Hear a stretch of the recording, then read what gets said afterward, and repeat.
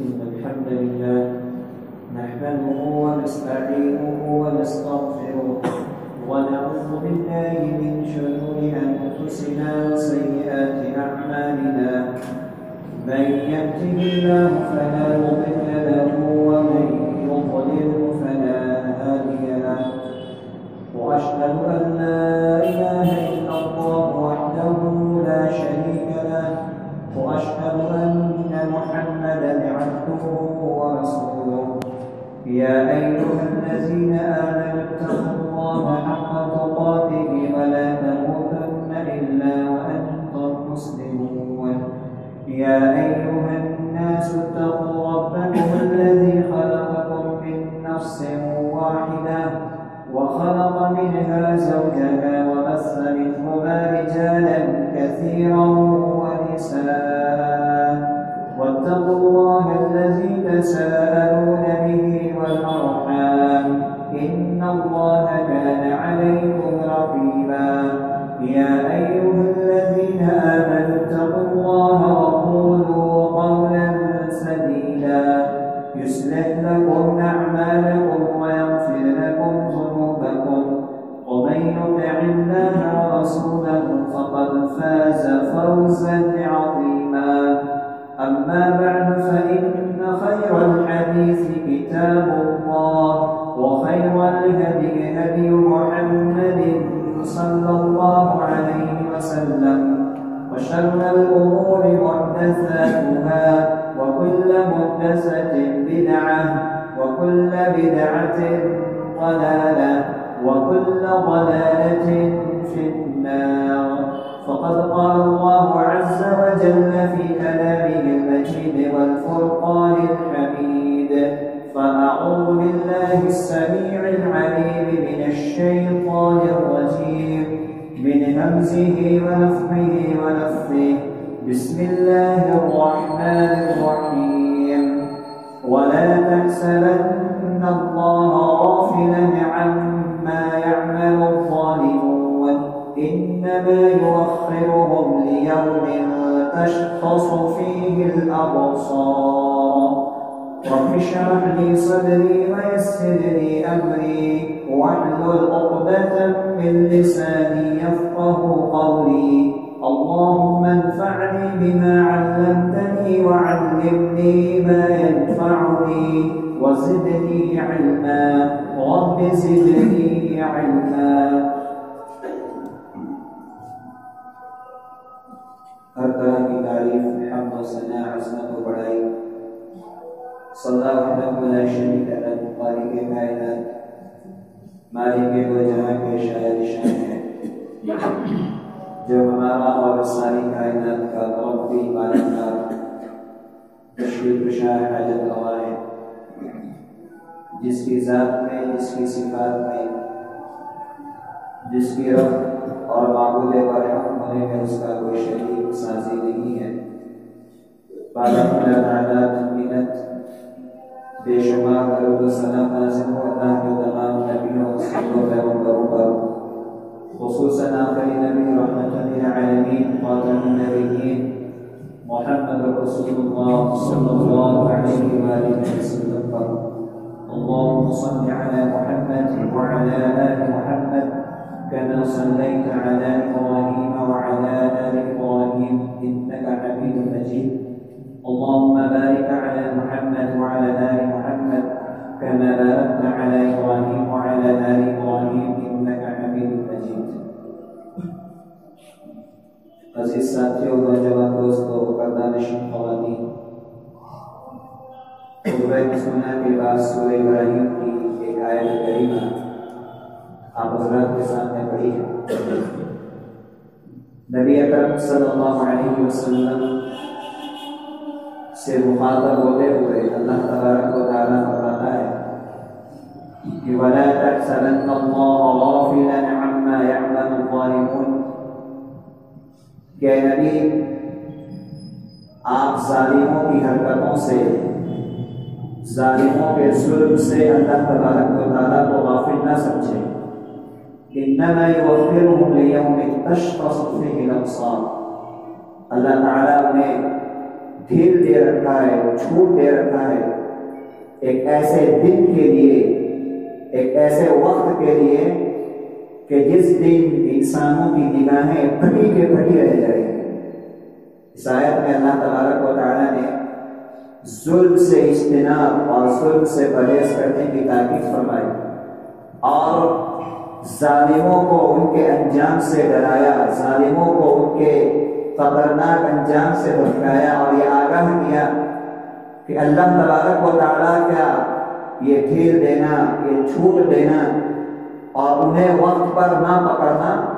یہ اللہ تبارک و تعالیٰ کی طرف سے اپنے آپ کو بہت بڑا انعام نہ سمجھے، بلکہ یہ مہلت ہے، یہ چھوٹ ہے، اور اللہ تبارک و تعالیٰ انہیں اس دن پکڑے گا جو میدان محشر ہوگا، قیامت کا دن۔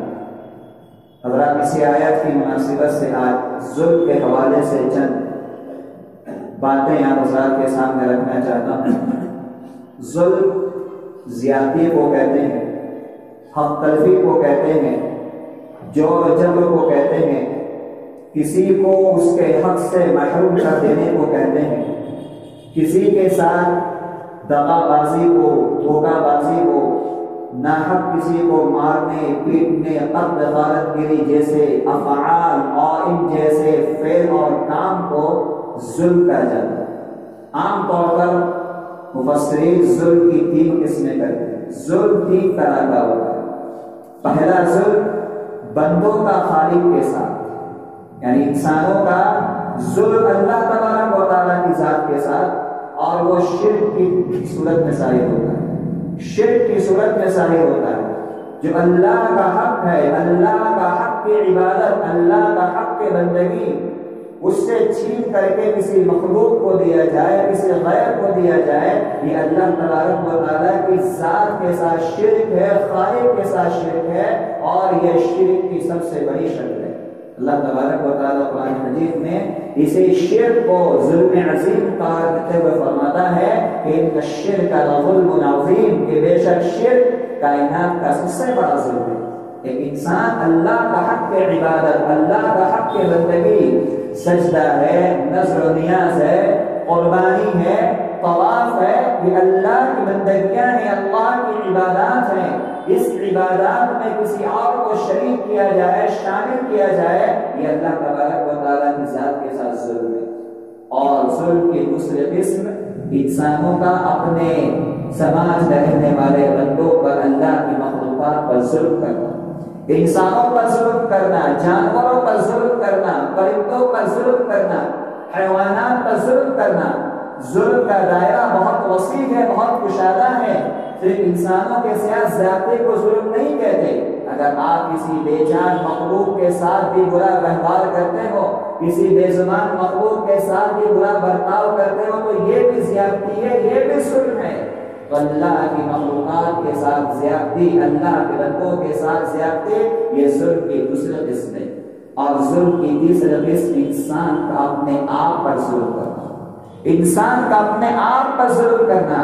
گناہ کر کے، معصیت کر کے، ایسے کبیرہ بڑے بڑے گناہ کر کے، جس گناہ کے ذریعے انسان اپنے جسم کو جہنم رسید بناتا ہے، اپنے آپ کو جہنم کا حقدار بناتا ہے، اپنے آپ کو جہنم میں جانے کے لائق اپنے آپ کو بناتا ہے، یہ انسان کا اپنے آپ پر ظلم کرتا ہے۔ اللہ نے قرآن میں فرمایا وَمَا ظَلَمَهُمُ اللَّهُ وَلَٰكِن كَانُوا أَنفُسَهُمْ يَظْلِمُونَ۔ اللہ جو انہیں عذاب دے گا، انہیں سزا دے گا، دنیا میں آخرت میں جو بھی اللہ تبارک و تعالیٰ ان کے ساتھ جو برتاؤ کر رہا ہے، یہ ان کے اپنے نفسوں پر ظلم کرنے کا نتیجہ ہے۔ اپنے آپ پر جو ظلم کیا، اللہ کی نافرمانی کر کے، اللہ کی معصیت کر کے، اللہ تبارک و تعالیٰ کی نافرمانیاں کر کے، زیادتیاں کر کے جو گناہ کمائے ہیں، اسی گناہ کی پاداش میں دنیا کے اندر پکڑے جاتے ہیں، اور آخرت میں بھی اللہ تبارک و تعالیٰ ان کے جسموں کو جہنم میں جلائے۔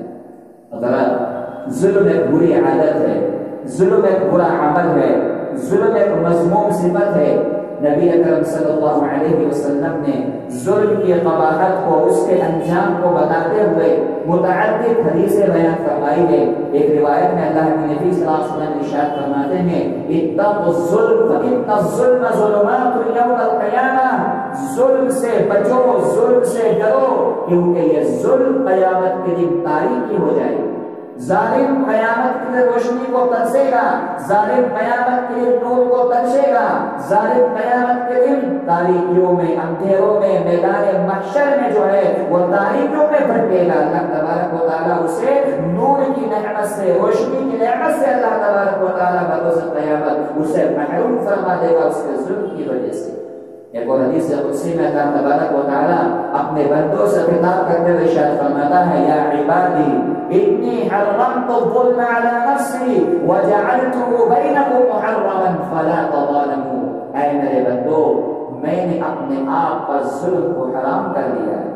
میں نے اپنے آپ پر ظلم کو حرام کر لیا ہے۔ میں کبھی کسی بندے کے ساتھ، کسی مخلوق کے ساتھ زیادتی نہیں کرتا، میں کسی مخلوق کے ساتھ ظلم نہیں کرتا، میں کبھی کسی مخلوق کے ساتھ زیادتی نہیں کرتا۔ وَجَعَلْتُهُ بَيْنَكُمْ مُحَرَّمًا، اور اس ظلم کو میں نے تمہارے درمیان بھی حرام قرار دیا ہے، تمہارے درمیان بھی اس کو حرام کر دیا ہے۔ فَلَا تَظَالَمُوا، بس آپس میں ایک دوسرے کے ساتھ ظلم اور زیادتی نہ کیا کرو، آپس میں دوسرے کے ساتھ ظلم اور زیادتی نہ کرو۔ اللہ تبارک و تعالیٰ نے اس ظلم کو جہاں اپنے لیے حرام اور ناجائز کر دیا ہے، وہیں بندوں کے درمیان بھی اللہ تبارک و تعالیٰ نے اس ظلم کو حرام کر دیا۔ حضرات، ظلم اللہ رب العالمین کی نگاہ میں کتنا قبیح عمل ہے، کتنا برا عمل ہے، اور یہ صفت کتنی مذموم صفت ہے کہ انسان دنیا میں ظالم بن کر زندگی گزارے۔ اس کا اندازہ اس بات سے لگائیے کہ میدان محشر کا دن ہوگا، قیامت کا دن ہوگا، اور یہ اللہ تبارک و تعالیٰ کی بے زبان مخلوقات، یہ حیوانات، یہ جانور جن کے لیے قانون جزا و سزا نہیں ہے، جن کے لیے جنت و جہنم نہیں ہے، جن کے لیے حساب و کتاب نہیں ہے، لیکن میرے بھائیوں ظلم کے انجام کو سمجھانے کے لیے، ظلم کی خطرناکیت کو سمجھانے کے لیے اللہ کے نبی جناب محمد رسول اللہ صلی اللہ علیہ وسلم نے فرمایا کل قیامت میں اللہ تبارک و تعالیٰ ان جانوروں کے درمیان میں اگر انہوں نے آپس میں ظلم کیا ہوگا، اللہ ان کے درمیان بھی عدل فرمائے گا، اللہ کے درمیان میں انصاف فرمائے گا۔ اور مثال کے طور پہ اللہ کے نبی صلی اللہ علیہ وسلم ارشاد فرماتے ہیں اگر دنیا میں کسی سینگ والی بکری نے کسی بے سینگ والی بکری کو مارا ہوگا، اللہ تبارک و تعالیٰ میدان محشر میں اس بے سینگ والی بکری کو سینگ عطا فرمائے گا اور کہے گا دنیا میں اس بکری نے تجھ پر اپنے سینگ کے ذریعہ ظلم کیا تھا، تجھے مارا تھا، آج انصاف کا دن ہے، آج عدل کا دن ہے، اپنا بدلہ اس بکری سے۔ اندازہ کیجیے میرے بھائی، جانور جن کے لیے قانون جزا و سزا نہیں ہے، تھوڑی دیر کے لیے اللہ تبارک و تعالیٰ اس ظلم کی قباحت کو بتانے کے لیے، اور ظلم اللہ تبارک و تعالیٰ کی نگاہ میں کتنا قبیح عمل ہے، اللہ ان سے ہی بدلہ دلوائے گا، اللہ ان کے درمیان بھی انصاف کروائے گا۔ جب یہ جانور محفوظ نہیں، یہ بے جمان مخلوقات ظلم کی وجہ سے اللہ کے یہاں پکڑے جائیں گے، تو میرا اور آپ کا حشر کیا ہوگا، ہماری اور آپ کی کیا حیثیت ہے، ہمارا اور آپ کا کیا رتبہ ہے، ہم کیسے اللہ تبارک و تعالیٰ کے یہاں ظالم بن کر کے نجات پا سکتے ہیں، ہم کیسے اللہ تبارک و تعالیٰ کے یہاں ظلم جیسی مذموم عادت اور صفت کو اپنے اندر رکھ کر کے اللہ تبارک و تعالیٰ کے یہاں جو ہے کامیاب اور بامراد اور کامیاب ہو سکتے ہیں۔ برادری گرامی، ظالم آدمی چاہے وہ کتنا بھی مضبوط کیوں نہ ہو، ظالم آدمی چاہے وہ کتنا بھی مضبوط کیوں نہ ہو، کتنا بھی عہدیدار کیوں نہ ہو، کتنا بھی منصبدار کیوں نہ ہو، کتنا بھی طاقتور کیوں نہ ہو، وہ اللہ تبارک و تعالیٰ کی نگاہ میں کمزور ہے۔ اللہ تبارک و تعالیٰ اسے جب پکڑتا ہے، اسے گرفتار کرتا ہے، تو اللہ تبارک و تعالیٰ اسے سیکنڈ بھر کے لیے مہلت نہیں دیتا۔ قرآن مجید میں اللہ رب العالمین نے بے شمار اقوامات کا جو تذکرہ فرمایا، اسی میں اللہ رب العالمین نے بعض قوموں کے ہلاک کرنے کے بعد یہ آیت بیان فرمائی کہ وَكَذَلِكَ أَخْذُ رَبِّكَ إِذَا أَخَذَ الْقُرَىٰ وَهِيَ ظَالِمَةٌ إِنَّ أَخْذَهُ أَلِيمٌ شَدِيدٌ۔ اللہ تبارک و تعالیٰ اسی طرح ظالم قوموں کو، ظالم لوگوں کو پکڑا کرتا ہے، گرفتار کیا کرتا ہے۔ ان نقضہ علیم شدید، بے شک اس کی پکڑ جو ہے، اس کی گرفت جو ہے وہ بہت مضبوط ہے، بہت سخت ہے، بہت زیادہ سخت طریقے سے اللہ تبارک و تعالیٰ پکڑنے والا ہے۔ اللہ تبارک و تعالیٰ ظلم کی وجہ سے، زیادتی کی وجہ سے حکومتیں پلٹ دیتا ہے، حکومتیں اللہ تبارک و تعالیٰ گرا دیتا ہے، لوگوں کی ترقیاں رک جاتی ہے، لوگوں کی عزت ذلت میں بدل جاتی ہے، لوگوں کا عروج زوال میں اللہ تبارک و تعالیٰ تبدیل فرما دیتا ہے۔ ظالم کا حشر یہی ہوتا ہے۔ فرعون کتنا بڑا ظالم تھا، فرعون کتنا بڑا ظلم کرنے والا تھا، پلک جھپکنے کے برابر بھی وہ چین و سکون سے نہیں بیٹھتا تھا۔ بنی اسرائیل کے لاکھوں مسلمانوں انسانوں کو مارنے والا، موسیٰ علیہ السلام اور بنی اسرائیل کو طرح طرح کی سزائیں دینے والا ظالم انسان دنیا کے اندر اپنے آپ کو انا ربکم الاعلی کا دعویٰ کرنے والا، جو لوگوں کے سامنے، جو لوگوں کو اپنے سامنے سجدے کروانے والا، جب اس کی ظلم کی انتہا حد سے بڑھ گئی تو اللہ تبارک و تعالیٰ نے اسے کائنات کے لیے، کائنات کے ہر حاکم کے لیے، کائنات کے ہر حکمراں کے لیے، کائنات کے لیے ہر بادشاہ کے لیے اللہ تبارک و تعالیٰ نے اسے عبرت کا نشان بنا دیا کہ ظالموں کا انجام یہ ہوتا ہے، ظالموں کا انجام یہ ہوتا ہے، ان کا حشر اس طرح ہوتا ہے۔ اللہ تبارک و تعالیٰ نے اسے سمندر کے اندر، دریائے نیل کے اندر اللہ نے اسے گوتے کھلائے، اسے ڈبو دیا۔ جب وہ دریائے نیل میں ڈوب رہا تھا، غوطے کھا رہا تھا، اپنی جو ہے کمزوری کو محسوس کر رہا تھا، اپنی انانیت کچلی جا رہی تھی، اس کا غرور ملیا میٹ ہو رہا تھا، اس کی بادشاہت جو ہے چکنا چور ہو رہی تھی۔ اپنی ہلاکت و بربادی کو دیکھ کر کے وہ پکار اٹھا ہے، آمنت انہ لا الہ الا الذی آمنت بہ بنو اسرائیل۔ آج مجھے یقین ہو گیا کہ حقیقت میں رب جو ہے وہ موسیٰ کا رب ہے، جو بنی اسرائیل کا رب ہے وہی رب ہے، میں اللہ پر ایمان لاتا ہوں۔ اس کی بھی آنکھیں اس کا کھلی ہے۔ اور ہم جانتے ہیں ابھی تازہ واقعہ ملک شام میں، سیریا میں جو حالات ہوئے، اللہ تبارک و تعالیٰ نے ایک ظالم کو اس کے انجام تک پہنچایا۔ رب العالمین نے مظلوم قوم کو اس کے ظلم اور زیادتی سے نجات دے کر آج بھی اللہ تبارک و تعالیٰ نے اپنی سنت کو زندہ کر دیا کہ میری تائید، میری مدد مظلوموں کے ساتھ ہے، توحید پرست لوگوں کے ساتھ ہے، انصاف اللہ کا دنیا میں قائم ہو کر کے رہے گا، چاہے اس میں وقت لگ جائے، اس میں دیر لگ جائے، اگر الگ سی بات ہے کہ اللہ تبارک و تعالیٰ نے آج بھی ان جبابرہ کو، ان کبابرہ کو، ان بڑے بڑے جو ہے حکمرانوں کو اللہ تبارک و تعالیٰ نے اس بشار کے تختے کو پلٹ کر کے یہ چیلنج کر دیا ہے کہ تمہاری بھی خیر نہیں ہے، آج یہ گرا ہے کل تمہاری بھی کرنے والی ہے۔ اللہ کا یہ قانون ہے، اللہ کا یہ اصول ہے، اللہ تبارک و تعالیٰ کا یہ ضابطہ ہے کہ ظلم کرنے سے اللہ تبارک و تعالیٰ نہ انسان کی عزت کو باقی رکھتا ہے، نہ اس کے عروج کو باقی رکھتا ہے، نہ اس کی بادشاہت کو باقی رکھتا ہے، نہ اس کی حکومت کو باقی رکھتا ہے، نہ اس کی وقار و عزت کو اللہ تبارک و تعالیٰ باقی رکھتا ہے۔ تھوڑی دیر کے لیے دنیا کے اندر وہ کوہرام مچا لے ورنہ اس کا انجام بہت برا ہوتا ہے۔ مظلوم بڑا طاقتور ہوتا ہے، مظلوم بڑا طاقتور ہوتا ہے، مظلوم کے پاس بڑی قوت ہوتی ہے، مظلوم کے پاس بڑی طاقت ہوتی ہے، اور وہ طاقت ہوتی ہے اللہ تبارک و تعالیٰ سے لگاؤ کی، اللہ تبارک و تعالیٰ سے پکڑ کی، اللہ تبارک و تعالیٰ سے التجا کی۔ جب مظلوم اللہ تبارک و تعالیٰ سے التجا کرتا ہے، دعائیں کرتا ہے، تو اللہ تبارک و تعالیٰ جو ہے ظالم کو اس کے انجام تک پہنچاتا ہے۔ اور یاد رکھیے شریعت میں نبی اکرم صلی اللہ علیہ وسلم نے یہ بات بیان فرمائی، حدیث نبوی میں آپ فرماتے ہیں دو گناہ ایسے ہیں کہ جن کی سزا اللہ آخرت میں دینے سے پہلے دنیا میں ضرور دے گا، آخرت میں سزا ملے گی ہی ملے گی، اور بہت سارے گناہ اللہ دنیا میں پکڑے نہ پکڑے آخرت میں اس کی سزا دے بندوں کو، لیکن دو گناہ کے بارے میں حدیث میں یہ ذکر ملتا ہے کہ دو گناہ ایسے ہیں کہ اللہ ان دو گنہگاروں کو ان کے گناہ کی سزا دنیا میں دے کر کے رہتا ہے۔ البغی و قطیعۃ الرحم، ایک ظلم ہے اور ایک رشتے ناطوں کو توڑنا ہے، اور بعض روایت میں ہے البغی و حقوق الوالدین، ایک ظلم اور زیادتی ہے اور ایک ماں باپ کی نافرمانی ہے۔ یہ دو گناہ ایسے ہیں، ظلم اور رشتے ناتوں کو توڑنا یا ظلم اور ماں باپ کی نافرمانی۔ ایک گنہگار کو، کس گناہ کو کرنے والا دنیا کے اندر پکڑا جاتا ہے اور آخرت کے اندر پکڑا جاتا ہے۔ صحیح بخاری اور صحیح مسلم میں مختصر سا تذکرہ اور واقعہ ملتا ہے سعید بن زید رضی اللہ تعالیٰ عنہ کا۔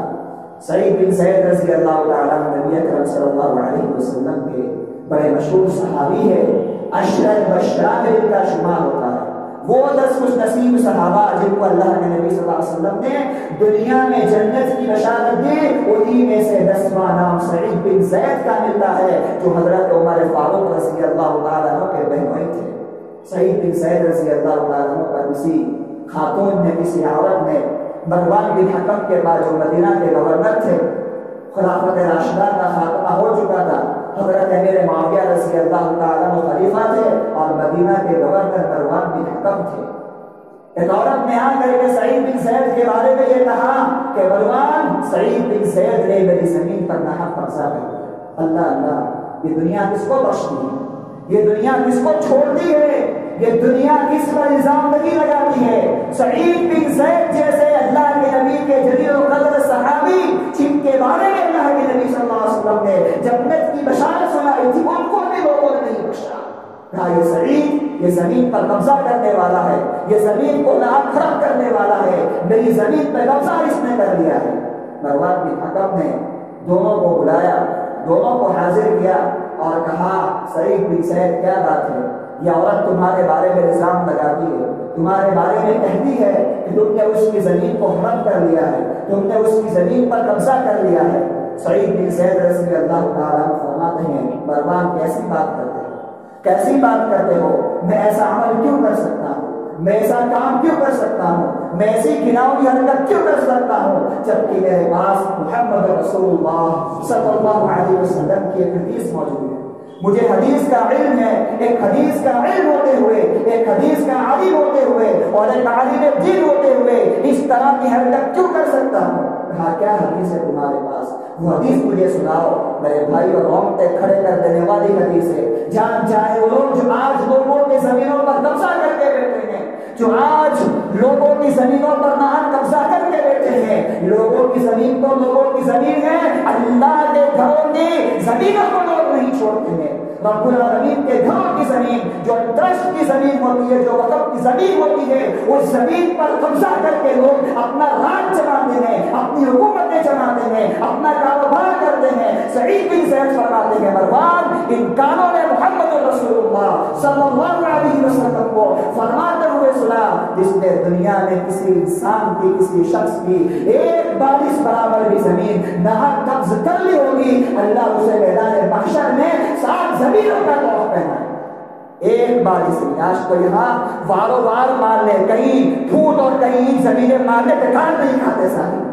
ناحق قبضہ کر لیتے ہیں، لوگوں کے گھر خالی کروا کے اپنا ڈیرا چلا کر کے وہاں پر رہتے ہیں، اپنے رعب کے ذریعہ، اپنے جو ہے اثر رسوخ کے ذریعہ، اپنے جو ہے پاور کے ذریعہ اس طرح کی حرکت کرنے والے بیدار ہو جائے، ہوش میں آ جائے۔ فرمایا سعید بن مروان، اللہ کے نبی کو فرماتے ہوئے سنا ہے ایک بارش برابر کی زمین اگر کسی کی ناحق ملی ہوگی، اللہ اس انسان کے گلے میں قیامت کے دن 7 زمینوں کا توف پہنائے گا۔ مروان نے کہا سعید، میرا گمان تمہارے بارے میں یہی تھا، میرا گمان تمہارے بارے میں یہی تھا، تم ایسا ہی کرو گے، تم ایسا ہی کہو گے، جاؤ پھر اس کے بعد آج ان سے کوئی دلیل نہیں مانگتا، تم بالکل بری ہو، تم بالکل جو ہے مظلوم ہو۔ لیکن میرے بھائیو، انسان کو جب چوٹ لگتی ہے، انسان کو جب دکھی کیا جاتا ہے، اسے ذلیل کیا جاتا ہے، دل دکھ جاتا ہے۔ سعید بن زید رضی اللہ تعالیٰ عنہ کا دل دکھ گیا اور وہیں پر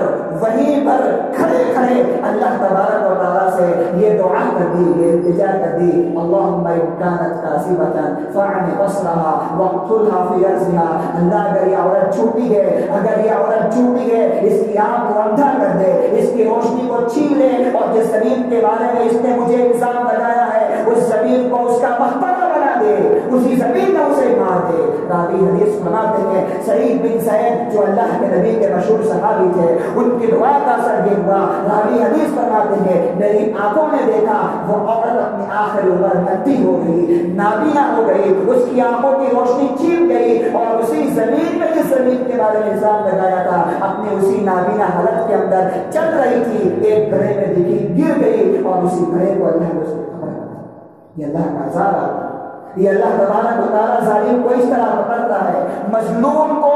ناحق ستانے والوں کو اللہ تبارک و تعالیٰ آخرت میں سزا دینے سے پہلے دنیا میں اللہ تبارک و تعالیٰ نے عبرت کا نشان بنا۔ اور رات ظلم کی عمر بہت لمبی نہیں ہوتی، ظلم کی عمر بہت لمبی نہیں ہوتی، ظالم بڑا مختصر جیتا ہے، ظالم بڑا مختصر جیتا ہے، ظلم زیادہ عمر تک نہیں چلتا۔ ظالم اگرچہ چاہتا ہے، یہ سوچتا ہے میں یہ کر دوں گا وہ کر دوں گا، اور بہت کچھ ظلم کے جو ہے وہ کام انجام دے کر کے بھی جاتا ہے، لیکن مظلوم کی آہیں، مظلوم کی پکاریں اسے زیادہ مہلت نہیں دیتی۔ امام اہل سنت احمد بن حنبل رحمۃ اللہ علیہ کو کون نہیں جانتا؟ احمد بن حنبل رحمۃ اللہ علیہ خلق قرآن کے معاملے میں محمود رشید کے زمانے میں مارے گئے، پیٹے گئے، ستائے گئے۔ محمود رشید جو اس وقت کا بادشاہ تھا، خلیفہ تھا، کہتا تھا کہ قرآن اللہ کی مخلوق ہے، اور احمد بن حنبل کے ساتھ ساتھ بہت سارے علماء کو اس نے پیٹا، اس نے مارا، گرفتار کیا، قتل کیا، بہت سزائیں دی۔ احمد بن حنبل رحمۃ اللہ علیہ کو بہت سزائیں دی، جیل میں بند کر دیا، جیل میں گرفتار کر دیا۔ اور جو احمد بن حنبل رحمۃ اللہ علیہ پر جو جلان متعین تھا، جو انہیں سزا دیتا تھا، تاریخ میں اس کا قول ملتا ہے، وہ خود کہتا ہے کہ اللہ کی قسم میرے ان ہاتھوں نے احمد بن حنبل رحمۃ اللہ علیہ کی پیٹھ پر وہ کوڑے برسائے ہیں کہ اگر وہ کوڑے کسی ہاتھی کی پیٹھ پر برسائے جاتے تو ہاتھی میں چنگار اٹھتا، وہ بھی چیخ اٹھتا۔ ان کوڑوں کو برداشت کیا، ان ماروں کو برداشت کیا، لیکن استقامت کا پہاڑ بن کے کھڑے رہے، استقامت کا پہاڑ بن کے کھڑے رہے۔ ماں جو ہے محمود رشید نے جھکا نہ سکا،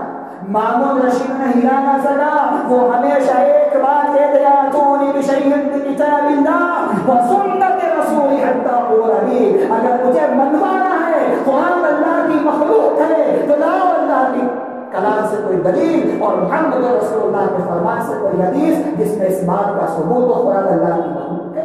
قرآن تو اللہ کا کلام ہے، قرآن تو اللہ کا کلام ہے، اللہ کی مخلوق نہیں ہے۔ یہ کہا کہ جھکنے والا نہیں ہے۔ محمود رشید ترسوس میں بیٹھا ہوا تھا، محمود رشید ترسوس مقام جگہ میں بیٹھا تھا، جب اسے معلوم ہوا کہ احمد بن حنبل کو اتنی سزائیں دینے کے بعد بھی وہ انکار کر رہے ہیں، استقامت کا پہاڑ بند کر کے کھڑے ہیں، تو اس نے کہا ان کو میرے پاس لے کر کے، میرے پاس لے کر کے آؤ۔ کاری پہ بھیجے، بغداد سے احمد بن حنبل کو بلایا گیا، کہا ان کو لے کر کے آؤ۔ جب ان کے قریب نے معمول کے قریب احمد بن حنبل کو لے کر کے نکلے،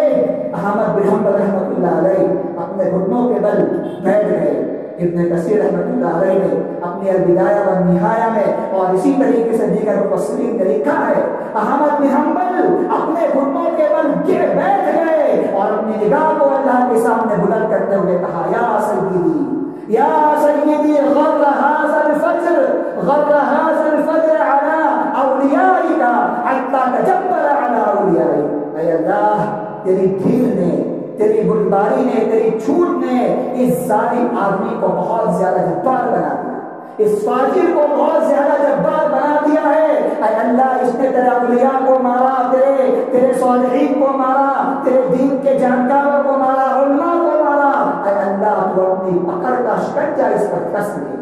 اپنی پکڑ میں اس کو لے، اپنی گرفت میں اس کو لے، اور کہا کہ اللہ میں تجھ سے یہ بھی دعا کرتا ہوں کہ میری یہ آنکھیں محمود رشید کا چہرہ دیکھنے، میری آنکھیں محمود رشید کا چہرہ دیکھنے نہ پائے۔ مفسرین لکھتے ہیں حضرت احمد بن حنبل رحمۃ اللہ علیہ کی یہ دعا اللہ کی یہاں قابل قبول ہوئی۔ ابھی قریب تھے بغداد سے لے کر کے احمد بن حنبل کو جا رہے تھے، راستے میں یہ خبر ملتی ہے کہ محمود رشید کا انتقال، محمود رشید کو اللہ نے مار دیا، اس کا انتقال ہو گیا، اور عمر کیا تھی 46 سال 47 سال کی عمر میں اللہ تبارک و تعالیٰ نے اس کو مار کر کے یہ سبق اور یہ تاریخ اللہ رحم کر دیتا ہے کہ ظالم کی لمبی نہیں ہوتی، ظلم زیادہ دیر تک نہیں ٹکتا میرے بھائیوں، اس لیے ہمیشہ مظلوم کا ساتھ دو، مظلوم کے حمایتی بنو، مظلوم کی تعریف کرو، ظلم سے بچو، ظالم سے بچو، ظالم کی تعریف سے بچو، ظالم کی ہمدردی سے بچو، ظالم کی رہنمائی سے بچو، ظالم کو شاباشی دینے سے بچو، ظالم کی تعریف سے بچو، مظلوم کے ساتھ کھڑے ہو کر کے مظلوم کو اس کا حق دلاؤ، اور اگر ظالم کی مدد کرنی ہے تو ظلم سے روک کر کے اس کی مدد کرو۔ شریعت کی تعلیم ہے، شریعت کی تعلیم ہے، آپ فرماتے ہو صلاحات کا ظالم و مظلوم، اپنے بھائی کی مدد کرو چاہے وہ ظالم ہو یا مظلوم ہو۔ صحابہ نے پوچھا اللہ کے نبی ظالم کی مدد کیسے ہوگی؟ ہاں تمہارا خاندان والا، تمہارا رشتہ دار، تمہارا محلے والا، تمہارا اپنا بھائی کوئی ظلم کر رہا ہے تو اس ظلم کے معاملے میں اس کا ساتھ مت دو، اس کا تعاون مت کرو، اس کو ظلم سے روکو، ظلم سے اس کو روکو، ظلم کے انجام سے اس کو ڈراؤ، ظلم کے انجام سے اس کو دھمکاؤ، یہ ظالم کی مدد ہے۔ اور مظلوم کی مدد، مظلوم کی حوصلہ افزائی کرو، اس کا ساتھ دو، اس کا تعاون کرو، اور اس کو اس کا حق دلانے کی کوشش کرو۔ ظلم کی بہت ساری شکلیں ہیں، ظلم کی بہت ساری صورتیں ہیں، ظلم کی بہت ساری شکلیں ہمارے اور آپ کے سامنے آتی ہے۔ بڑے بڑے ظلم ہوتے ہیں، بڑے بڑے ظلم ہوتے ہیں، انہیں ظلم کی ایک بڑی شکل ناپ قتل کرنا ہے۔ ناپ قتل کرنا یہ آج ایک فیشن بن گیا ہے۔ آج روپیوں کی لالچ میں، پیسوں کی لالچ میں لاکھ 2 لاکھ 2 لاکھ 3 لاکھ انسان کو کیا لینے جاتے، اگر وہ کسی پہنچ کا گیم کا آدمی ہے اور جو ہے اپنی شرافت کو فراموش کر کر کے اسی کے اندر لگ پگ ہو چکا ہے تو وہ اس چند روپیوں کی لالچ میں، اس چند روپیوں کے پیسوں کی لالچ میں آ کر کے وہ کسی کا خون کرتا ہے۔ میرے بھائیو قتل بہت بڑا ظلم ہے، قتل بہت بڑی زیادتی ہے۔ قتل کرنا چاہے وہ کرنا کسی مسلمان کا ہو، کسی ہندو کا ہو، کسی کرسچن کا ہو، شریعت اسے ناجائز قرار دیتی ہے۔ اللہ قرآن میں فرماتا ہے من قتل نفسا بغیر نفس او فساد فی الارض فکأنما قتل الناس جميعا، جس نے بھی کسی انسان کو ناحق قتل کیا اس نے ایک جان نہیں ماری، ساری انسانیت کو مار دیا۔ ایک جان کو مارنے والا، ایک انسان کو مارنے والا وہ ایک انسان کا مارنے والا نہیں ہے، اللہ فرماتا ہے کہ اس نے گویا پوری انسانیت کو مارا۔ قتل و غارت کے لیے نہ کسی مسلمان کا خون پانا خصوصاً اور عموماً کسی بھی انسان کو نہ طریقے سے مارنا یہ ظلم کی بہت بڑی شکل ہے۔ طریقے سے اللہ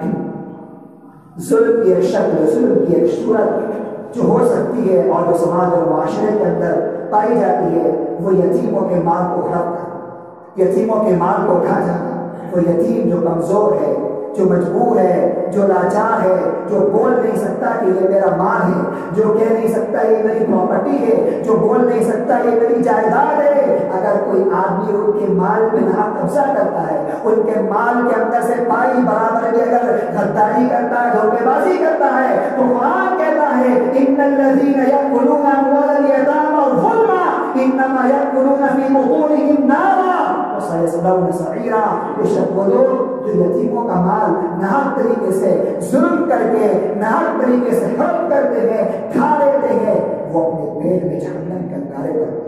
وہ اپنے پیٹ میں اناج نہیں ڈالتے، لقمہ نہیں ڈالتے، مال نہیں ڈالتے، فی بطونہم نارا، ان کے پیٹ میں جو ہے جہنم کی آگ گرتی ہے، وسیصلون سعیرا، اور قریب وہ جہنم کی آگ میں داخل کر دیے جائیں۔ ظلم کی شکل یہ بھی ہے اور ظلم کی ایک شکل یہ بھی ہے کہ کسی کو کسی کے حق سے محروم کر دینا، کسی کا حق بنتا ہے اس کو حق نہ دینا اس کو۔ اور آج لوگ حق دیتے ہیں تو احسان جتا کر کے دیتے ہیں، آج کسی کو اس کا حق بھی دیا جاتا ہے تو لوگ احسان جتا کر کے دیتے ہیں، گویا کہ اس کا حق دے کر کے میں اس پر احسان کر رہا ہوں۔ غلط بات ہے، حق کو حقدار کو اس کا حق ملنا چاہیے۔ آپ کوئی مزدور رکھا، کوئی کاریگر رکھا، کوئی نوکر رکھا، کوئی خادم رکھا، اس کی آپ کی ذمہ داری ہے تو اس کے حق کو اس کا حق سمجھ کر کے پہنچایا جائے، نہ سمجھے کر اس پر احسان کرنا ہے۔ اسے ماہانہ دے کر کے، اسے سیلری دے کر کے، اسے تنخواہ دے کر کے ہم یہ نہ سوچیں کہ ہم اس کا گھر چلاتے ہیں، ہم اس کا احسان کرتے ہیں، ہم اس کا پیٹ پالتے ہیں۔ غلط ہے۔ آپ نے یہاں کام کیا، آپ کے فرائض کو انجام دیا، آپ کے کام پر کھڑا اترا، آپ کے فرائض کو پورا کیا، آپ کی ذمہ داری کہ آپ اس کے ساتھ اس کا حق اس کو ادا کریں۔ جو لوگ اس میں غفلت کرتے ہیں، سن لے اللہ کے نبی صلی اللہ علیہ وسلم نے ان کے تعلق سے وعید سنائی ہے، فرماتے ہیں کہ اللہ کے نبی، اللہ نے فرما دی قدسی ہے، 3 آدمی ایسے ہیں قیامت کے دن میں ان سے جلوں گا، میں ان سے حق لوں گا۔ کون ہے اس میں سے ایک؟ استاجر اجیرا فاستوفى منه ولم يؤته اجرا، فرمایا جس نے کسی مزدور کو رکھ لیا، کسی کاریگر کو رکھ لیا، کسی مزدور کو، کسی غلام کو رکھ لیا اور رکھ لینے کے بعد کام تو پورا کروا دیا، کام تو اسے پورا کروا لیا، لیکن اس کو اس کی اجرت سے محروم کر دیا۔ اللہ فرماتا ہے قیامت کے دن میں اس سے اس کی اجرت دوں۔ آج دنیا میں بہت سارے بڑے لوگ ایسے ہیں جو اپنی ضروریات، اپنی خواہشات، اپنے کام کو پورا کرنے کے لیے اپنی کاریگروں کی تنخواہیں روک لیتے ہیں، اپنی مزدوروں کی تنخواہیں روک لیتے ہیں۔ ارے ہمارے گھر میں شادی ہے، ہمارا مکان بن رہا ہے، ہمارے گھر میں یہ کام ہے، تمہیں کیا کام ہے؟ اللہ کے بندے تیرے پاس تو زمین موجود ہے، اس بیچارے کی تنخواہ تو روک لے گا، اس بیچارے کی مزدوری تو روک لے گا اور بعد میں لینے کا وعدہ کرے گا تو اس کا گھر کیسے چلے گا؟ ایسے ظالم شیر دنیا کے اندر موجود ہے اور ایسے ظالم عورت دنیا کے اندر موجود ہے جو اس طرح کی ہیرے اور بہانے کر کے اپنا دیکھتے ہمارے گھر میں شادی ہے، ہمارا گھر بن رہا ہے، فلاں جگہ میں گھومنے جانا ہے، بہت خرچہ ہے، تم بعد میں لینا، تم بعد میں لینا، کیسی بات تم بعد میں لینا؟ اس کا حق ہے، اس کو حق دو۔ اللہ کے نبی فرماتے ہیں مزدور کا حق جو ہے اس کے چہرے کا پسینہ سوکھنے سے پہلے اس کے حوالے کرنا۔ تو ایک ظلم کی شکل یہ بھی ہے کہ انسان حقدار کو اس کے حق سے محروم کرے، اور ظلم کی ایک شکل یہ بھی ہے کہ انسان اپنے اختیار کا، اپنے منصب کا، اپنے عہدے کا غلط فائدہ اٹھائے،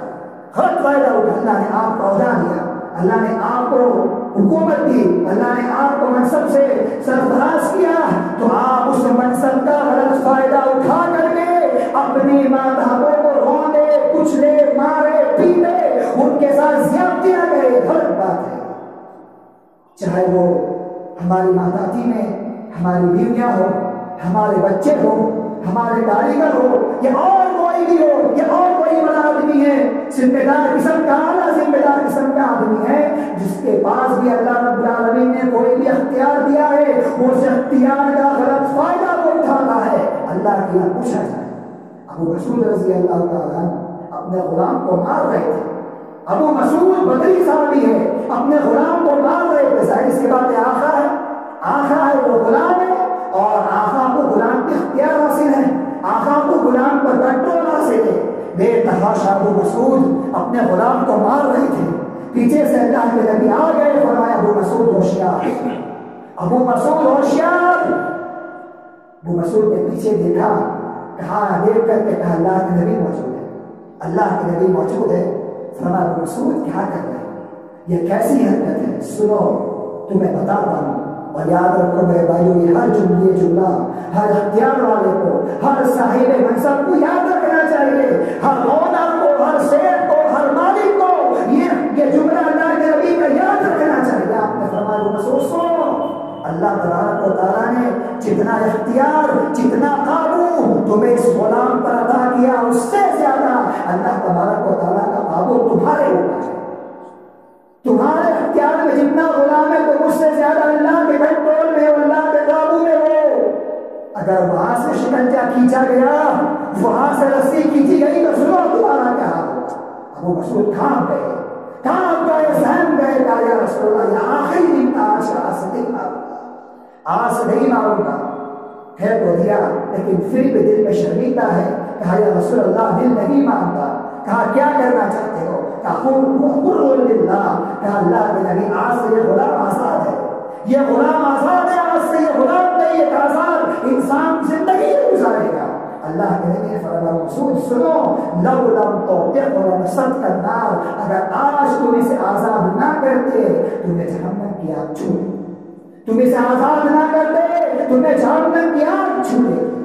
اس لیے میرے بھائیوں ظلم سے بچو،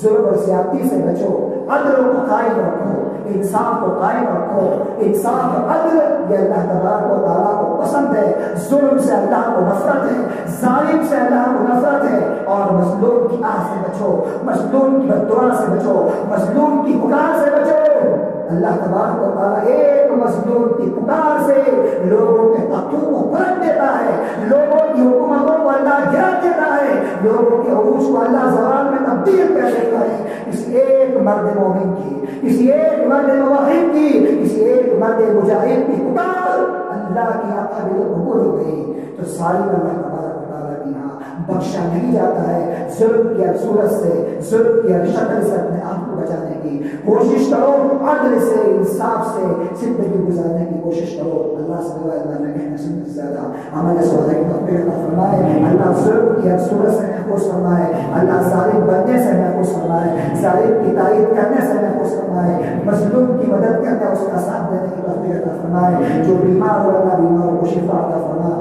سارے مریضوں کو شفا عطا فرما، جو مریض اس طرح مرد پر ہے پروردگار عالم تو ان کے ساتھ درہم کا شفا کا معاملہ فرما، جو مر چکے اللہ کی مغفرت فرما، جب دنیا میں زندہ رکھ اللہ میں ایمان میں زندہ رکھ، ہماری موت و ایمان پر موت ہو، آمین بارک اللہ ورحمۃ ورفعنا وإياكم بالآيات والذكر الحكيم إنه تعالى جواد كريم مليك ورحمة